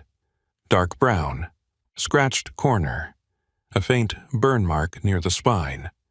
Her father's design journal. She reached for it. Cole gave it to her. No hesitation. That almost undid her again. Grace carried the journal to the long table outside the vault and opened it beneath the white bunker lights. The first pages were dense with drawings of gears, tension bridges, balance wheels, and pressure locks. To anyone else, it was a madman's technical record. To Grace, it was a conversation. Her father had always drawn numbers in a certain rhythm, practical measurements in clean lines, hidden thoughts in slight curves. When he wanted her to pay attention, he repeated a shape 3 times, then broke it on the 4th. She turned the pages faster. Cole stood across from her. Mason hovered near his shoulder, still suspicious but silent now. Felix Calder had leaned forward despite himself, humiliated curiosity dragging him back towards the table. Grace found the first broken pattern on page 12, a gear ratio repeated across 3 designs, 41, 87, 72. Then on the 4th drawing the numbers shifted, 41, 88, 11. Grace traced them with her finger. Cole watched her hand. "What do you see?" "Not measurements." Felix could not help himself. "They are obviously measurements, tolerance references for interlocking rotational assemblies." Grace did not look up. "You see numbers because you wanted a machine, and you see what—" She turned the journal sideways. "A map." The room leaned closer without moving. Grace took a pencil from the table and wrote the number sequence along the edge of a file folder. She split the values, converted the repeated series, and checked them against a sketch of a city grid hidden inside what looked like a balance wheel. Her father had always loved hiding roads inside circles. The first coordinate formed slowly beneath her hand. Chicago, downtown, near the river. Cole saw it and went still. Mason said, "That is the old Marlowe Bank building." Cole's eyes darkened. Cross bought it through 3 charities and a real estate trust. Grace looked up. "What is there?" Mason answered before Cole could. "Nothing legal after midnight." Cole gave him a look. Mason exhaled. Private events, auctions, political donors, men who like champagne upstairs and dirty money below. Grace turned another page. The same coordinate appeared again, disguised differently. Then a second sketch showed a vertical section beneath an old bank foundation. Elevator shafts, service tunnels, reinforced rooms, a symbol that looked like a locked eye. Her father had not just marked a location, he had mapped a prison. Grace's stomach turned cold. "He is under it," she said. Cole's voice was quiet. "Maybe." Grace slammed her palm on the table. "Do not maybe me." The guards looked up. She did not care. "My father left me a letter. He left me a map. He carved my initials into the vault your father paid him to build. Do not stand there with that stone face and give me maybe." Cole's eyes flashed. The room felt the danger rise in him. Grace felt it too, and stepped closer anyway. For a heartbeat they faced each other across the table, 2 kinds of fury breathing the same air. Then Cole spoke. "If Cross has him under Marlowe Bank, then he is not sitting in a room with 1 guard and a rusted lock." He is behind layered security built by the same man we are trying to save. There may be cameras, pressure plates, chemical failsafes, and a kill switch tied directly to your father's life." Grace's anger faltered. Cole saw it and hated himself for being right. "He has kept Aaron alive for 6 years because your father is useful. If Cross thinks that usefulness is ending, he kills him." Grace looked down at the journal. The drawings blurred. "Then we go before Cross knows I opened the vault." Cole said nothing. That silence was different. Grace lifted her head. What Mason's expression had turned grim. Cole took the photograph from the table and turned it over. On the back was a small black stamp Grace had missed. A cross inside a circle. Cole's voice dropped. "Cross already knows." The bunker lights hummed. Grace stared at the mark. "No." Cole set the photo down. "That stamp is not decoration. It is a signature. A message. He wanted Patrick to know he still had Holloway." Grace shook her head. "That was 3 weeks ago. And tonight 30 men came and went from this estate. Calder's people, contractors, drivers, my own guards. If one of them belongs to Cross, then he knows we opened the Saint." Mason's face went hard. "I will lock the house down. Do it," Cole said. Mason barked orders. Men moved at once. Phones were collected, doors sealed. Security feeds expanded across the monitors. The house above them shifted into siege without raising its voice. Grace stood at the table, one hand on her father's journal. Everything inside her screamed to run to the Marlowe Bank building immediately, to tear through floors with her bare hands if she had to. But Cole's words had found the place fear lived. A kill switch tied to your father's life. Her father was alive, and now being alive made him vulnerable in a new and terrible way. Cole came around the table. Grace did not step back. "I can get you inside," he said. She looked at him. "I do not need permission, no. You need an army, a cover identity building access floor plans away past Cross's people, and someone willing to start a war in a room full of billionaires." Her eyes burned. "And that someone is you." Cole held her gaze. "Yes. Why?" The question came out smaller than she meant it to. Cole looked toward the open vault. For the first time, he seemed younger than the house around him. Not soft, never soft, but tired of carrying a dead man's architecture on his back. "Because Victor Cross has been cutting pieces out of this city for years and calling it business. Because my father let pride keep your father in a cage. Because tonight you saved my empire when you had every reason to let it burn." Grace whispered. "I thought you were the monster." "I am a monster," Cole said. "Just not the one who took him." The honesty stole the air between them. Grace looked at his hands. The same hands could order death off her a ring, steady her near a vault, and hold back from touching her when she broke. Nothing about him was clean. Nothing about this world was safe. But her father's photograph lay on the table, alive, waiting. She picked up Aaron's journal and held it against her chest. "If I go with you, I decide what happens when we find him." Cole's eyes narrowed slightly. "If Cross is there, I decide what happens to Cross." Grace stepped closer. "No, you do not use my father as bait for your war." Cole's jaw flexed. "And you do not walk into Cross's house thinking love makes you bulletproof." They stood so close now that the table edge pressed against Grace's hip. She could see the faint cut across Cole's knuckle, the shadow beneath his eyes, the hard line of a man built for command and forced for one night to negotiate with a woman he could not intimidate into obedience. Her voice lowered. "I am not bulletproof. I noticed. I am not yours to command either." Cole's gaze dropped briefly to her mouth, then returned to her eyes. I noticed that too. The words changed the air. Not softer, more dangerous. Grace felt it and hated that part of her did not pull away from the heat of him. It was wrong. It was insane. Her father was alive in a prison somewhere beneath the city, and here she stood with her pulse betraying her in front of the man whose family had opened the door to all of it. Cole seemed to read the conflict in her face.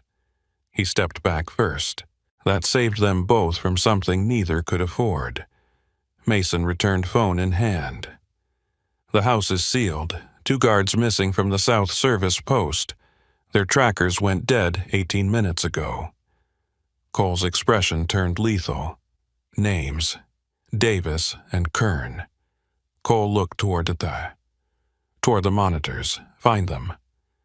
Mason hesitated. There is more. Grace gripped the journal. Mason glanced at her, then at Cole. A message came through the old Bennett line. The one Patrick kept off record. Cole held out his hand. Mason gave him the phone. Cole read the screen. No one spoke. Grace watched his face close into something colder than anger. "What does it say?" she asked. Cole looked at her. For once he seemed reluctant to answer. Then he turned the phone so she could see. There were only 8 words. "Tell Miss Holloway her father still hums beautifully." Grace's blood went cold. The room blurred at the edges. Cole took the phone back before her knees could fail, but he did not touch her. Maybe he knew if he did, she would either break or strike him. Victor Cross knew her name. He knew the vault had opened. He knew exactly where to place the knife. Grace looked at her father's photograph on the table. Aaron's tired eyes stared back from a room built to hold him. Not dead, not free. Waiting somewhere beneath Chicago while the man who owned his cage smiled from the dark. A strange calm moved through Grace then. Not peace. Something harder. She wiped her face with the back of her hand.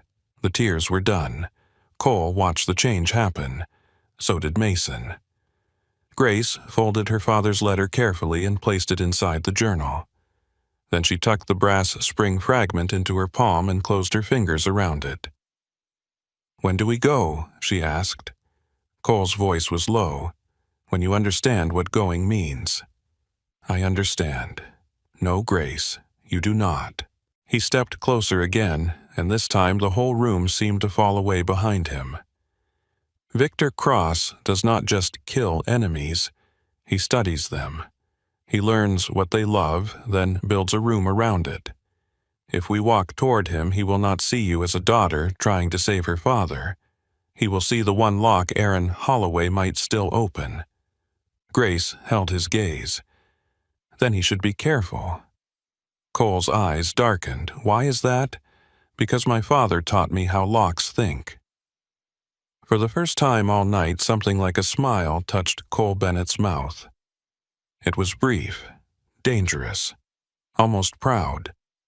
Mason stared at her as if reassessing the size of the problem she represented. Cole turned toward the elevator. "Get her upstairs." Grace did not move. "I am not leaving the journal. No one is asking you to." And the photograph. Cole picked it up himself and handed it to her. Their fingers touched. Only for a second.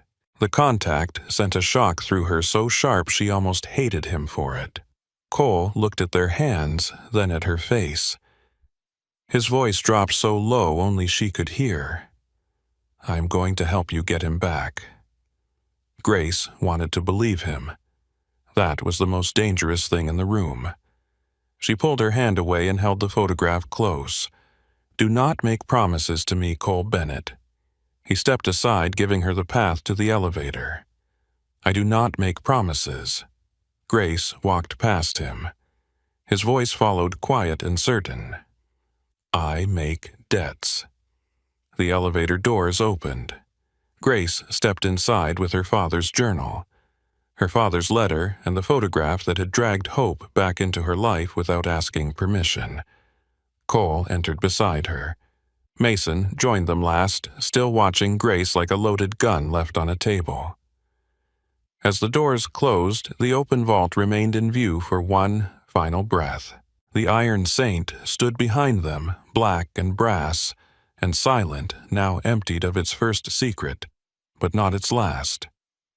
Grace looked down at Aaron's handwriting. "Do not come alone." The elevator began to rise. Cole stood beside her close enough that their shoulders almost touched. For the first time since she entered the Bennett house, Grace was no longer invisible. And somewhere beneath Chicago, Victor Cross had just learned that the daughter of Aaron Holloway was coming. The elevator rose through the bones of the Bennett estate in silence. Grace stood between Cole Bennett and Mason Rourke, with her father's journal held against her chest. The photograph was tucked inside the front cover, but she could still feel it there, thin and impossible like a heartbeat pressed between pages. Aaron Holloway was alive. The words did not settle. They moved through her blood too quickly, striking every part of her before she could decide whether they were hope or punishment. For 6 years, she had trained herself to survive not knowing. Now, knowing felt like being thrown through a window. Cole's shoulder was close enough to brush hers when the elevator shifted. He did not touch her. That mattered more than it should have. Mason watched the doors as if enemies might pour through them at any second. "They knew her name," he said. Cole's eyes stayed forward. Yes, they knew fast.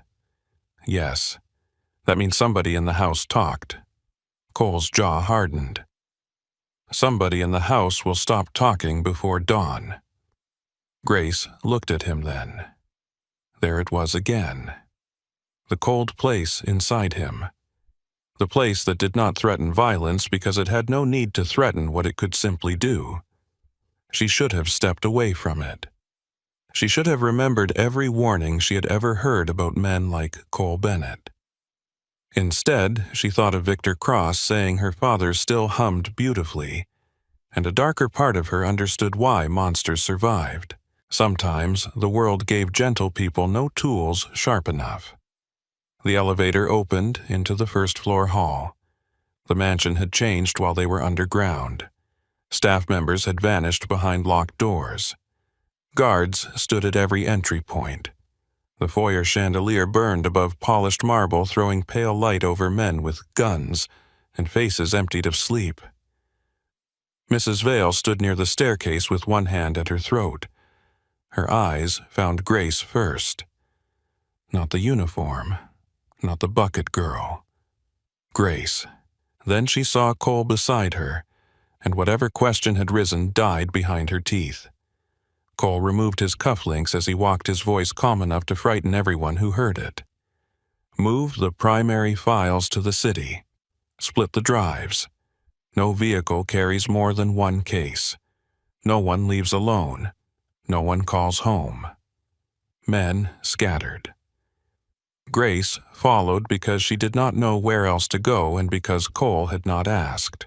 He simply moved through the house with the certainty of a man the world had been trained to follow. At the foot of the stairs, Mason caught up. "I want her in a secured room." Grace stopped. Cole stopped too. "No," she said. Mason's eyes narrowed. "I was not asking you. You were talking about me, so you should start." His mouth tightened. He looked to Cole as if expecting the correction to come from above. Cole studied Grace for a moment. She was still in the Navy cleaning uniform. Her hair had slipped from its pins. Brass dust marked her fingers. His white handkerchief was tied around her wrist, stained from the vault. She looked like someone who had crawled out of the life assigned to her and had not yet found another one. Cole turned to Mason. "She stays with me." Mason's reaction was small, but Grace saw it. A flicker of frustration. Fear wrapped in loyalty. "That is not smart." "No," Cole said. "It is necessary." Grace lifted her chin. "I do not need to be guarded like property." Cole looked at her. Good, because property does not get a vote and you are going to need yours. Before she could answer, he started up the stairs. Grace followed him to the second floor, then down a hallway she had cleaned 100 times and never entered beyond the brass-handled doors at the end. Cole opened one without knocking. His private suite was not what she expected. There was money in it, of course. Money had a smell, and this room was soaked in it. Leather, cedar wool, old books, whiskey, sealed behind crystal. But it was not flashy. No gold, no grand display, no foolish hunger to prove he had won. The walls were dark green. The curtains were heavy. A fire burned low behind black iron. A map of Chicago hung above a wide desk marked with pins and thin red strings. Cole crossed to a cabinet and poured water into a glass. He handed it to Grace. She stared at it. "It is water," he said. "I know what water looks like. You are holding that glass like it might confess." She looked down and realized her fingers had not closed around it. Slowly, she took it from him. Her throat was so tight the first swallow hurt. Cole moved to the desk and began emptying his pockets. Phone, knife, a second phone. His father's signet ring which he had not put back on. He set the ring down and looked at it with an expression Grace could not read. Mason remained near the door. "Boss, we have to move. We are moving." "To the city?" Cole nodded. "Penthouse." Mason glanced at Grace. With her, Grace answered before Cole could. "My father's journal is the only map you have." Mason gave her a hard smile. "You opened one vault. Do not confuse that with running an operation." Grace stepped toward him. "I watched your operation almost burn the thing you were trying to save." The room went silent. Mason's face turned dangerous. Cole did not intervene right away. He watched her, and Grace understood with a jolt that he was letting her decide how much of herself to reveal. She looked at Mason and lowered her voice. "You do not have to like me. You do not have to trust me. But if Victor Cross has my father inside a security system Aaron Holloway was forced to build, then every guard, every gun, every route you trust may already be part of a trap. You need me because my father taught me how his mind works before men like you ever learned his name." Mason's jaw flexed. "Men like me." "Yes," Grace said. "Men who think force is the same thing as understanding." Cole's mouth moved faintly, not quite a smile. Mason saw it and looked even less pleased. "Fine," he said. "She reads the book. We keep her breathing." Cole nodded once. Progress. Grace looked between them. "I am standing right here." "I know," Cole said. The way he said it made heat climb her neck. Not because it was soft. It was not. It was the opposite. It was a tension with weight. For months, nobody had noticed when she entered a room, unless she carried something they wanted. Now, Cole Bennett's awareness moved over her like a hand, and she hated the part of herself that did not hate it enough. A knock came at the door. A guard stepped in with a black wool coat and a folded bundle of clothes. Cole took them, then turned to Grace. "You cannot walk out dressed like staff." Grace looked down at the uniform, the same one she had worn while polishing the railing outside his library, the same one she had worn kneeling beside spilled coffee, the same one that had made powerful men forget she had ears, eyes, a past, a purpose. For a moment, she did not want to take it off. It had been camouflage. It had kept her alive. Cole seemed to understand something of that because he did not push the clothes into her hands. He laid them on the back of a chair. "There is a bathroom through there. Change if you want. If you do not, we find another way." That almost made her angrier than an order would have. Choice was hard when a person had learned to survive by not needing it. Grace picked up the clothes and went into the bathroom. The door closed behind her with a soft click. The room was larger than her old bedroom in Cincinnati. Marble sink, brass fixtures. a mirror so clean it felt accusatory. She set her father's journal on the counter and unbuttoned the uniform with fingers that suddenly trembled. When the navy dress slipped from her shoulders, she stood still. On her wrist, Cole's handkerchief was still tied over the marks Mason had left. She loosened it carefully. The skin beneath was red, not broken. She turned her arm under the light and thought of her father's hands in the photograph. Older, thinner, still working. Grace pressed her fist to her mouth. No, not here. Not in Cole Bennett's bathroom with armed men outside and Victor Cross whispering through phone lines. She breathed until the tears retreated. The clothes Cole had provided were simple.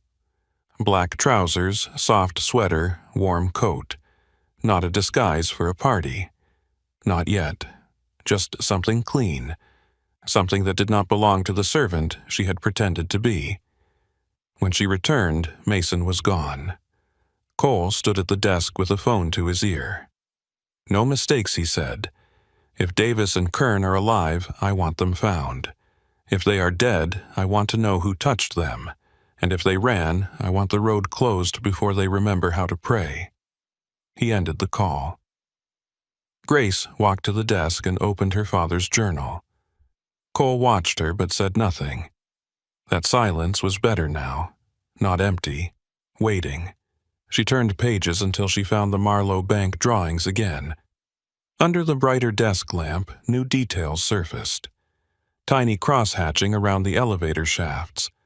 A repeated spiral beside what looked like a mechanical locking corridor.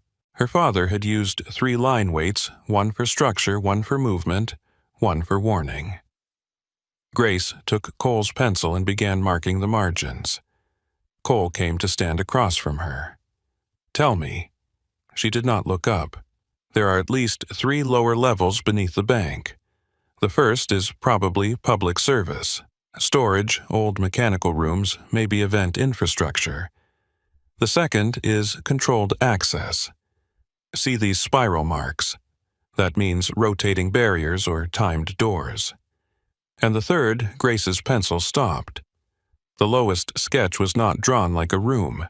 It was drawn like a watch case. Circular, layered, designed to hold pressure evenly from every side. The third is where he is, she said. Cole's eyes dropped to the page. How do you know?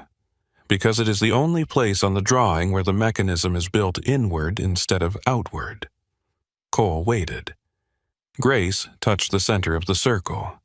It is not designed to keep people from entering. It is designed to keep one person from leaving.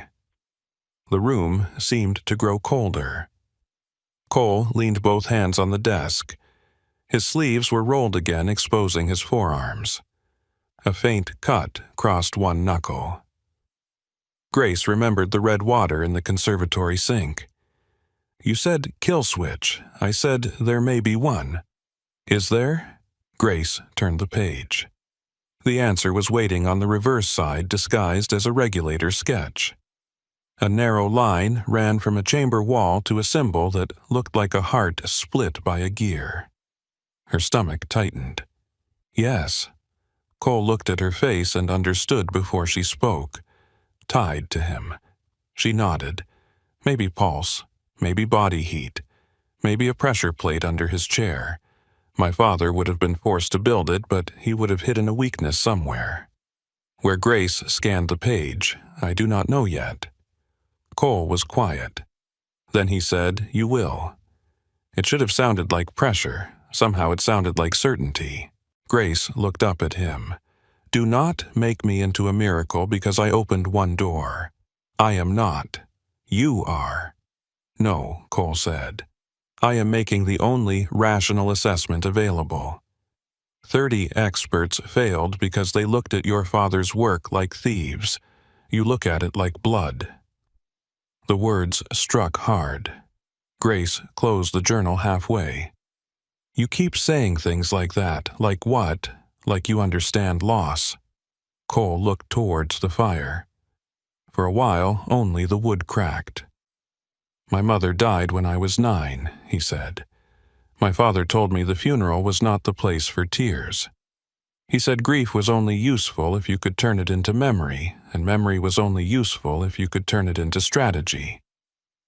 Grace stared at him. That is a terrible thing to tell a child. Yes, he said it without defense. Grace's anger lost its footing for a second. Cole picked up his father's ring from the desk and turned it between his fingers. Patrick Bennett believed love made men careless, so he removed as much of it from this house as he could and called what remained discipline. Did you believe him? Cole's gaze returned to her. For a long time. And now his thumb moved over the wolf crest. Now I have a cleaning girl in my office who opened his untouchable vault because her father hid a song inside it. Grace's breath caught. The space between them thinned. Cole set the ring down. Now I am reconsidering several things. A knock came before either of them could move. Mason entered without waiting. The city route is clear. South Post is empty. Davis is dead near the service road. Kern is gone. Cole's face closed. Cross. Looks like it. Davis had his throat cut. Clean work, no panic. Grace gripped the back of the chair. Mason saw it. This is why we do not go in blind. Grace looked at him. I am not blind. No, Mason said. You are emotional. Her eyes flashed. Cole's voice came sharp. Enough? Mason looked at him. She is. That does not make her weak, but it makes her predictable if she lets Cross pull the right string. The words hurt because they were not entirely wrong. Grace looked down at the journal at the lines her father had left for her at the hidden cage beneath Chicago. Cole turned to Mason. Bring the car. Mason left. Grace closed the journal and picked it up. Cole watched her hands. You can still walk away from my part of this, he said. She laughed once softly and without humor. And go where? Back to the room with the cot. Back to Cincinnati. Back to pretending my father is a ghost because that hurts less than knowing he is waiting. That is not what I meant. I know what you meant. She stepped closer. You are trying to find the line where my choice ends and your protection begins. Cole did not deny it. Grace lifted the journal between them. This is my line. His eyes held hers. Outside, engines started in the drive. For 1 second, neither of them moved. Then Cole reached past her, took the black coat from the chair, and held it open. Grace looked at him over her shoulder. I can put on my own coat, I know. She should have refused. Instead, she turned and slipped her arms into it. Cole drew the coat over her shoulders. His hands did not linger, but the warmth of them remained. The coat smelled faintly of cedar and night air. Grace faced forward, staring at the fire. Cole's voice was low behind her. Victor Cross will use your father to get inside your head. He already has. No. He has touched the door. Do not open it for him. Grace turned. Cole stood close. Too close for safety. Not close enough for accident. And what will you use? She asked. His eyes dropped to her mouth for half a breath, then lifted. Whatever keeps you alive long enough to hate me later. That should not have hurt. It did. Grace stepped away first. They left the suite together. The mansion watched them descend. Guards opened doors. Staff looked from shadows. Mrs. Vale stood at the edge of the hall, her face pale with questions she would never ask. When Grace reached the foyer, she paused. For 4 months, she had entered this space with a mop, a tray, a basket of folded sheets. Tonight, she crossed it beside Cole Bennett with her father's journal in her arms, and every guard in the house making room for her. The front doors opened. Cold night rushed in. Rain had softened into a fine mist. Black cars waited in a line along the drive engines, breathing white vapor into the dark. Beyond the gates, Lake Michigan lay unseen but present, a black weight beyond the trees. Cole guided her toward the center car. Not by touching her back. Not yet. simply by walking at her side as if she belonged there. Mason held the door open. His face was still hard, but when Grace reached him, he said quietly, "If you freeze in there, people die." Grace stopped. Then she looked up at him. "If I freeze, remind me why I came." Mason studied her for a moment, then he nodded once. It was not trust, it was something less fragile. She got into the car. Cole slid in beside her. Mason took the front passenger seat. The doors shut with heavy sealed finality. As the convoy moved down the drive, Grace looked back at the Bennett estate. The house receded behind rain-streaked glass, all stone iron light and secrets. Somewhere beneath it, the Iron Saint stood open, no longer guarding Patrick Bennett's empire alone. It had given Grace a letter, a map, a photograph, and the first living proof that love could survive inside a machine built by criminals. Cole's phone lit in his hand. He read the message. Grace saw his reflection in the window change. "What is it?" For a moment he did not answer. Then he turned the screen toward her. A video file waited there. No caption, no sender name. Cole tapped it once. The screen filled with a gray room and a workbench under a caged light. Grace stopped breathing. Her father sat at the table, older, thinner, alive. Aaron Holloway lifted his head slowly as if someone behind the camera had spoken. His eyes were tired, but when he looked into the lens, Grace saw the man who had taught her to hear truth in metal. A voice off camera spoke gently. "Say hello, Mr. Holloway." Aaron's mouth tightened. He said nothing. The camera moved closer. Victor Cross stepped into frame wearing a white dinner jacket spotless as fresh snow. His hair was silver at the temples. His smile was beautiful in the way a knife could be beautiful when polished. Stubborn Cross said, "A family trait, I am told." Grace's fingers dug into the journal. Cole went very still beside her. On the screen, Cross placed a hand on Aaron's shoulder. Aaron flinched. Grace made a sound low in her throat. Cole's hand moved, not touching her, but close enough that she knew he was there. Cross looked directly into the camera. "Miss Holloway, Chicago is a city of invitations.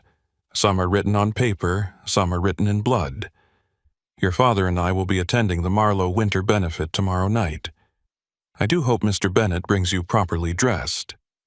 He smiled wider. I would hate for the most interesting woman in the room to be mistaken for the help again. The video ended. The car continued through the rain. No one spoke. Grace stared at the black screen until her reflection appeared in it. Pale face, dark coat, eyes that no longer looked like the woman who had knelt beside spilled coffee. Cole's voice was quiet. "He wants you angry." Grace looked at him. "I am angry, I know. He wants me scared. I know, I am scared." Cole held her gaze. "I know."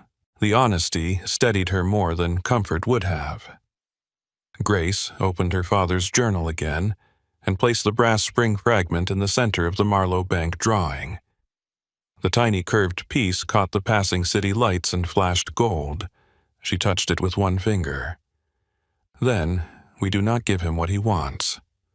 Cole's eyes darkened. "What do we give him?" Grace looked out as Chicago rose ahead of them, towers burning through rain river bridges black against the night, the city waiting with its throat full of secrets. She thought of her father's song inside the vault. She thought of Cole's handkerchief on her wrist. She thought of Victor Cross smiling beside the man he had caged. Then she closed the journal with both hands. Something he cannot open. The convoy crossed into the city. Cole Bennett sat beside her, silent and dangerous, his empire wounded but moving. Mason watched the road ahead with a gun across his lap. Grace held the map to her father's prison and listened to the rain strike the windows like 1,000 tiny clocks counting down. By the time the car turned toward Cole's penthouse above the river, Grace had stopped trembling. Not because the fear was gone, because it finally had somewhere to go.